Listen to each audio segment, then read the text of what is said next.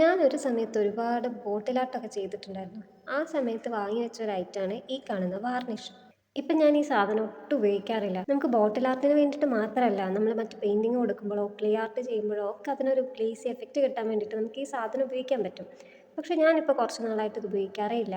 അങ്ങനെ വാങ്ങി വെച്ചിട്ട് വെറുതെ ഉപയോഗിക്കാതെ നശിപ്പിച്ച് കളയണ്ടല്ലോ എന്ന് ഓർത്തിട്ട് ഞാൻ ഇന്നൊരു പരീക്ഷണം നടത്തി നോക്കാമെന്ന് വിചാരിച്ചു. ഈ റെസിൻ ആർട്ടൊക്കെ ചെയ്ത് നോക്കാൻ താല്പര്യമുള്ളവർക്ക് ചെയ്യാൻ പറ്റുന്ന ഒരു സിമ്പിൾ ആയിട്ടുള്ള ഒരു ഐറ്റം.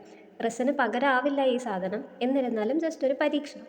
ഞാനിവിടെ ഒരു ബോട്ടിലിൻ്റെ ക്യാപ്പ് എടുത്തിട്ട് അതിലേക്ക് വാർണിഷ് ഫില്ല് ചെയ്ത് കൊടുത്തിട്ടുണ്ട്.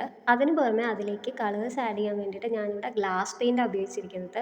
ഒരു നിർബന്ധമില്ല ഗ്ലാസ് പെയിൻറ്റ് തന്നെ വേണം എന്നുള്ളത്. നിങ്ങൾക്ക് നോർമൽ പെയിൻറ്റ് വെച്ചിട്ടും ട്രൈ ചെയ്ത് നോക്കാവുന്നതാണ്. ഇനി വാർണിഷ് ഇല്ലാത്തവർക്കുണ്ടല്ലോ, നമ്മുടെ നോർമൽ ഗ്ലൂ ഉപയോഗിച്ചിട്ടും ഇതൊന്ന് ട്രൈ ചെയ്ത് നോക്കാം. റെസിൻ്റെ ഹാർഡ്നെസ് ഒന്നും വാർണിഷിനായാലും ഈ നോർമൽ പശ ഉപയോഗിച്ച് കഴിഞ്ഞാലും കിട്ടില്ല. അതിന് പകരം ഇത് വെറുതെ ഒന്ന് ഉപയോഗിച്ച് നോക്കാമെന്ന് മാത്രം, അത്രയേ ഉള്ളൂ. അപ്പോൾ ഗ്ലാസ് പെയിൻറ്റ് ആഡ് ചെയ്തതിന് ശേഷം ഒരു ഇർക്കിളോ മറ്റെന്തെങ്കിലുമൊക്കെ വെച്ചിട്ട് ഇതൊന്ന് മിക്സ് ചെയ്ത് കൊടുക്കുക. എന്നിട്ട് അത് ഉണങ്ങാൻ വെക്കുക. വാർണിഷ് ആയതുകൊണ്ട് ഉണങ്ങാൻ കുറച്ച് ടൈം എടുക്കും. ഞാനിപ്പോൾ തന്നെ ക്ഷമയില്ലാത്തതുകൊണ്ട് 5 ദിവസം കഴിഞ്ഞപ്പോഴേക്കും എടുത്തിട്ടുണ്ടായിരുന്നു. നിങ്ങൾക്ക് അതിൻ്റെ സൈഡ്സ് ഒക്കെ നോക്കിക്കഴിഞ്ഞാൽ കാണാൻ പറ്റും. അത് ട്രാൻസ്പെറൻ്റ് അല്ലാതെ കിടക്കുന്നത് കാണും. അത് ഉണങ്ങാത്തത് കൊണ്ടാട്ടോ.